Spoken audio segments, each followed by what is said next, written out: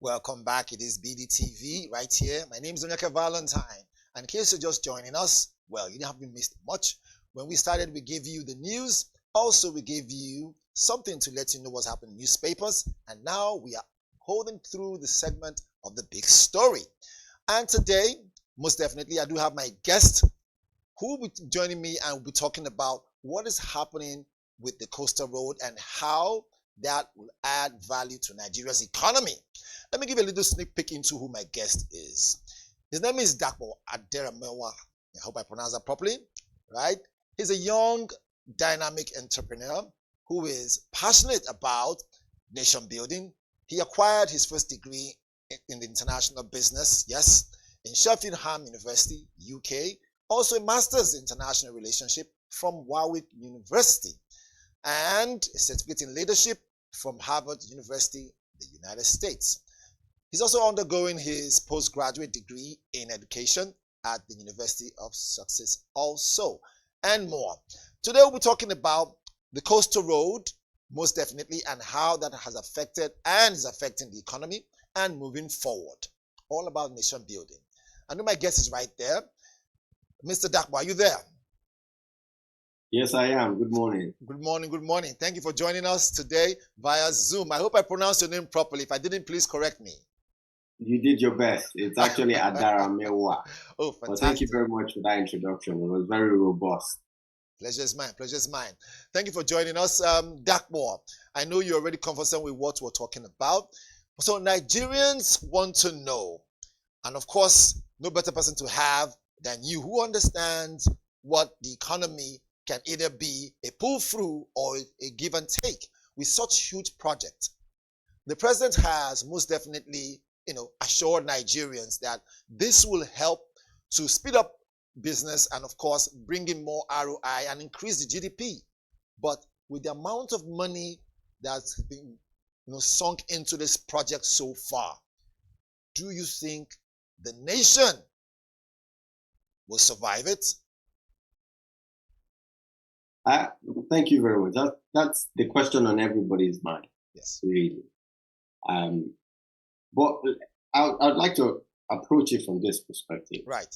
Now, Nigeria is no stranger to big, epic projects that on paper will bring about development, will transform the country's economy. These are not new. We have the Ajaokuta steel mill. We have even the Lagos rail that was delayed by 12 years. We have all these grand projects that the nation has taken part in. Now, what typically happens is that on paper, if completed in time and on budget, it will be an asset to the nation.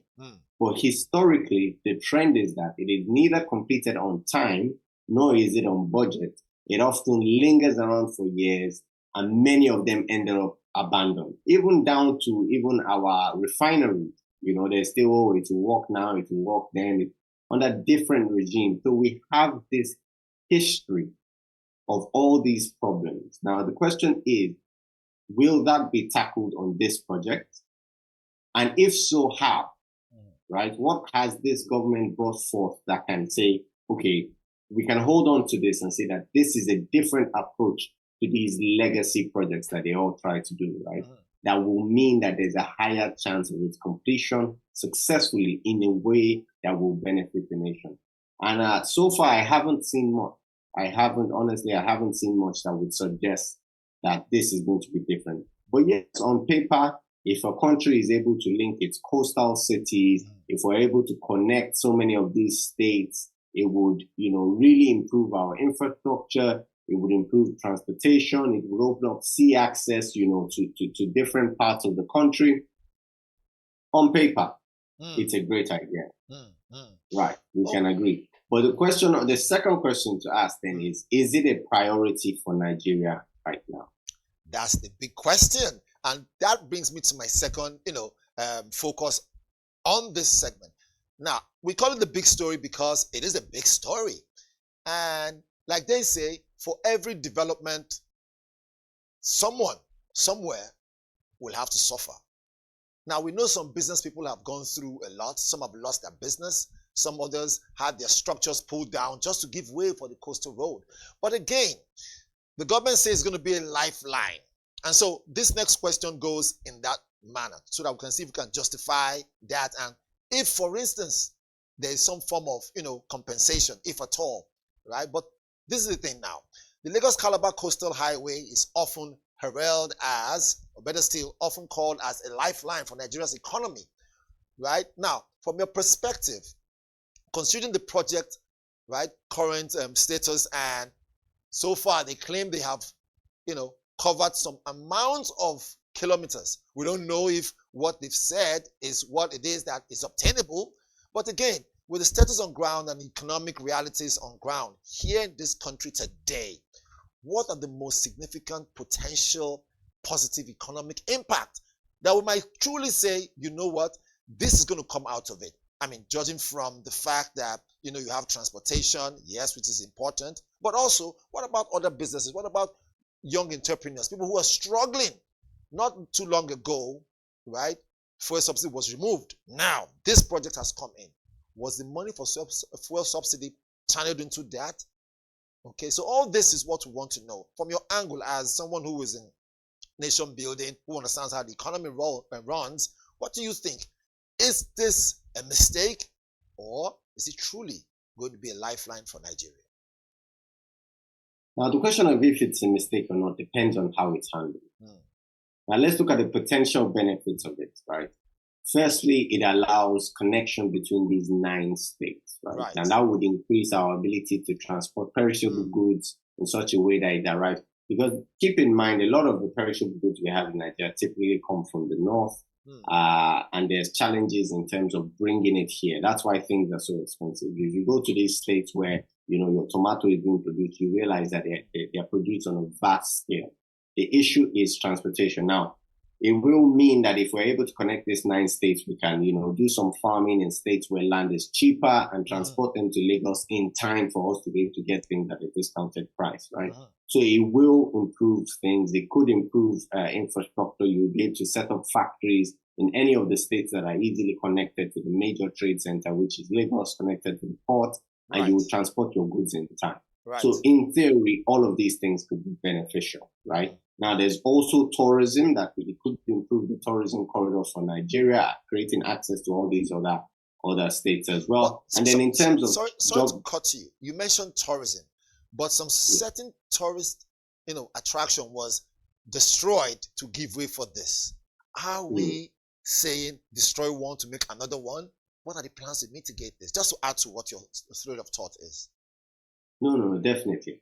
Now, the issue of how the government has gone about there is no infrastructural project that happens anywhere in the world. Right. Typically, that does not cause some, changing or some damage to some businesses. Now, the issue is how that is handled, how much warning those businesses are given, how much they are carried along, and how much compensation is being given, right? One of the bigger tourist centers, I remember as of the last time I saw him given an interview, he mentioned clearly that there has been no compensation to his company.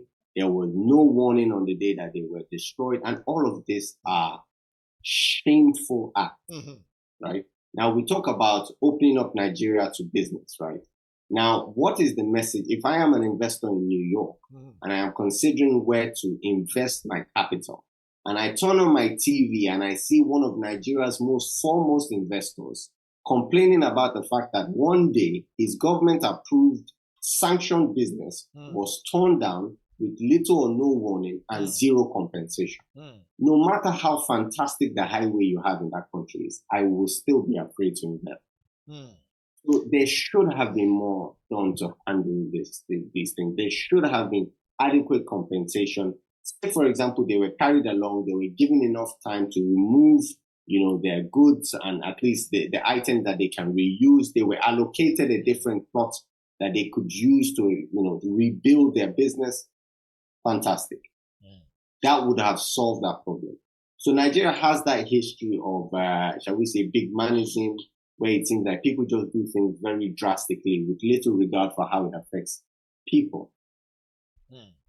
Okay, Dakbo, with your vast experience in area of governance, because I know that you're also an outspoken governor when it comes to being a consultant area of governance and leadership.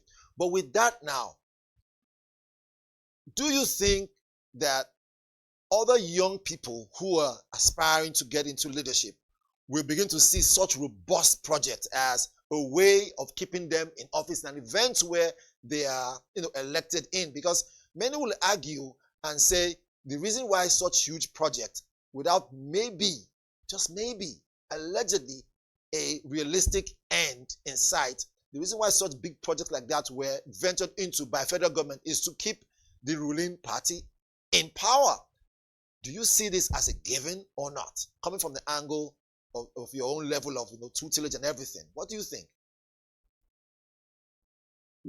Great leadership requires confidence, requires risk taking, and any political leader that is looking to make an impact on the country as a whole would need to be confident and take risks. There's no doubt about that, right?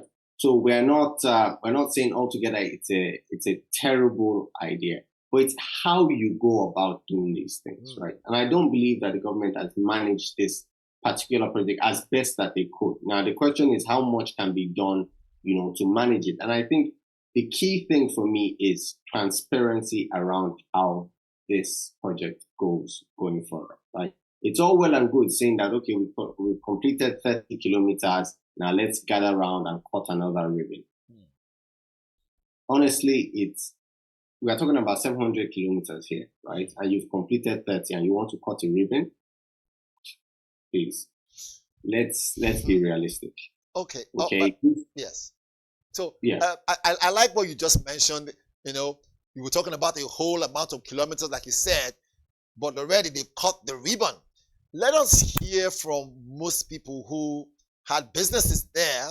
And so our team went out to interview some business owners just around the area where the coastal road goes through. Let's hear from them. And when we come back, and then we'll weigh this thing and see the impact it has had, or rather it's having, on young entrepreneurs and skilled people. Let's take a look.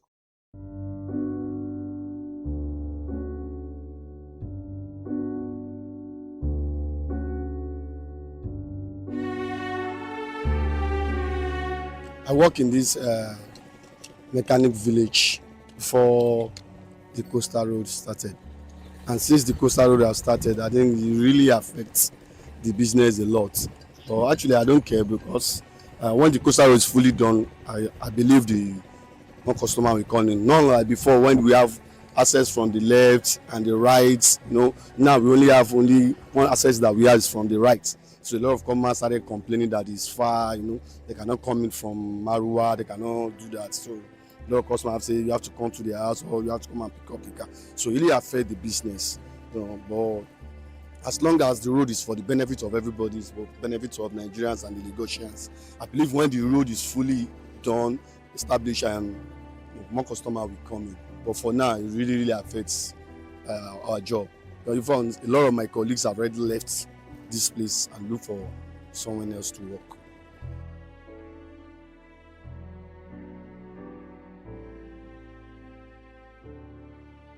I would like the president to look into our situation. We need a more bigger workshop that will have more access that they can give us. Like this VI are facing a lot of challenges. Today tax force, tomorrow they start disturbing us. You understand? So we need, in this VI we need a big mechanic village where people can come in and a lot of people will know about and say, oh, these are mechanic village, go there and work. So here we are having serious challenges.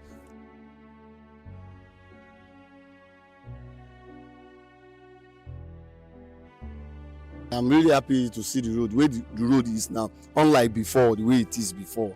And now it's look more beautiful. If you come here in the night, you can play ball on this place. You can even play table tennis on it. We have your table tennis. So it's very, very good. It's for the benefit of Nigerians and the Goshen, for everybody. So we have to, and for the future generations, they'll enjoy a better road to drive on. I think it's okay. I really love it. But for now, it seriously affects my business, and not only me, a lot of people. But as long as the future is still okay with the generation that is coming. I'm okay with it. Ẹ̀yin ìjọba wa nílùú Èkó ẹ ṣé púpọ̀ fún ohun iṣẹ́ takuntakun tẹ́ ń ṣe. Inú mi máa ń dùn gan pẹ̀lú iṣẹ́ takuntakun tí ìjọba Èkó ń ṣe. Àgbà tún fẹ́ kẹ́ bá wa look into àwọn ìdọ̀tí ti pọ̀ jù ní àsìkò gọ́vnà wa Babájídé Sanwó-Olú torí kò rí báyìí lásìkò bàbá wa Fáṣọlá àti Ambode. Wọ́n ní láti bá wa ṣe kọ́kọ́ sí ọ̀rọ̀ ìdọ̀tí àti àwọn ọmọ kéékèèké tó kọ̀ pọ̀ káàkiri gbogbo àdúgbò tí wọn ò níṣẹ́ tó kàn constitute nuisance. Ìjọba Èkó need láti look into it kó má di wípé èèyàn ní lè jáde mọ́ ń dájí ní aago 5 àbí kí èèyàn fẹ́ máa lọlé lálẹ́ kẹ́rù máa bà. Ìjọba Èkó ẹ bá wa ṣiṣẹ́ lórí ọ̀rọ̀ yẹn. We need serious security in Lagos State because kí èèyàn máa jí jáde ń dájí kẹ́rù máa bà yàn. O tún close lálẹ́ kẹ́rù máa bà yàn kó máa gba fóònù ẹ̀ wọ́n máa rọ̀bù ẹ̀. Àwọn ọmọ yẹn kàn pọ̀ sí àwọn bí wọ́n ti ń wá. Wèrè ọ̀dọ́ ti pọ̀ jù gan. Àwọn méjèèké ìmúkùmù tó ń mu ọkàn ń ya wèrè ni. Ẹjọ́ tó lè bá wá nǹkan ṣe sí bí tá drug yẹn bá ti ń wọ ìtàn bá ti lè stop ẹ̀. Wèrè ọ̀dọ́ ti pọ̀ jù lẹ́kọ̀ọ́ ju ẹjọ́ tó Ọlọ́run. Yòó Nàìjíríà state tó ní wèrè jù Lagos State ni. Ẹjọ́ wọn láti wá nǹkan ṣe sí because of this hard drug.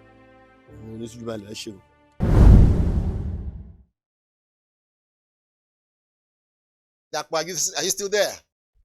Yes, I'm with you. Great stuff. So we had to play that a bit of expose with the coastal road in mind, and of course, like you heard the young man there, the mechanic, talking about how it has affected his own business, and at the same time, how security in that area has either depreciated or otherwise. So, what do you think? For your listeners that don't understand Yoruba, maybe I should translate the last bit of what he said.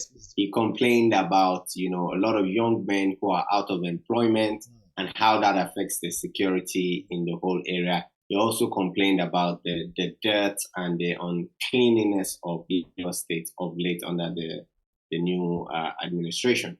So yes, now he's highlighting some very key issues, and I love his view of the future, right? If it is going to benefit us in the future, we are willing to take the pain of now. Right.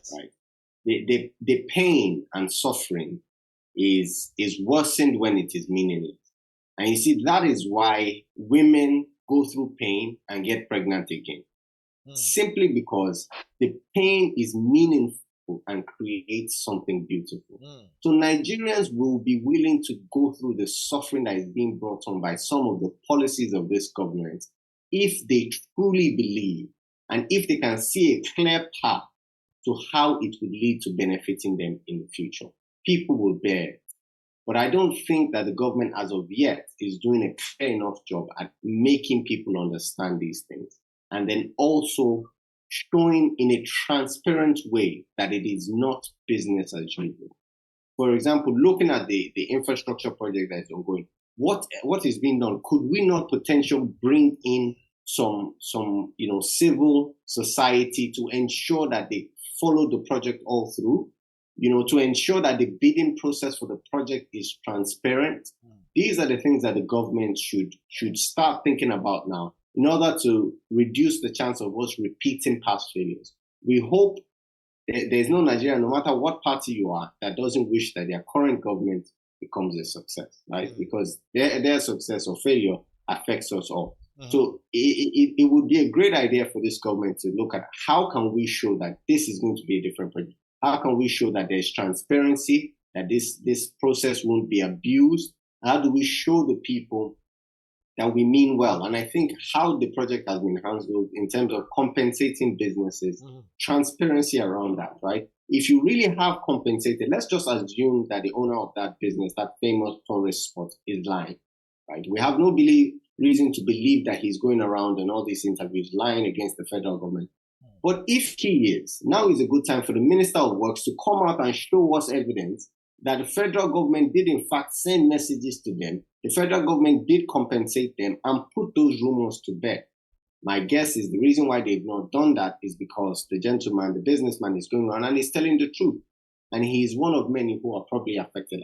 So those are the things that a government can do to show good faith to the people. And that way we can translate to them that, okay, we are going through these hardships now. Yes, some businesses will close down, but the future is going to be bright. And this is how we are doing it differently from Ajaokuta Steel Mill. This is how we are doing it from the Port Harcourt main rail, monorail. This is how we are doing something different, right? That will not be another, legacy project that goes absolutely nowhere. And the thing that I would advise this government is that they should remember, particularly the president, he should remember that the threat is not from without. It is not the opposition that will prevent this from being a success, because they have no power to do so. It is not the Nigerian people that will prevent this from being a success, because we have no power to do so. It is elements within his very government that can sabotage whatever his intentions are. If I may weigh in there, you said something quite key, which is elements within his government could be the ones trying to, or put this way, quote and unquote, allegedly might want to sabotage the government.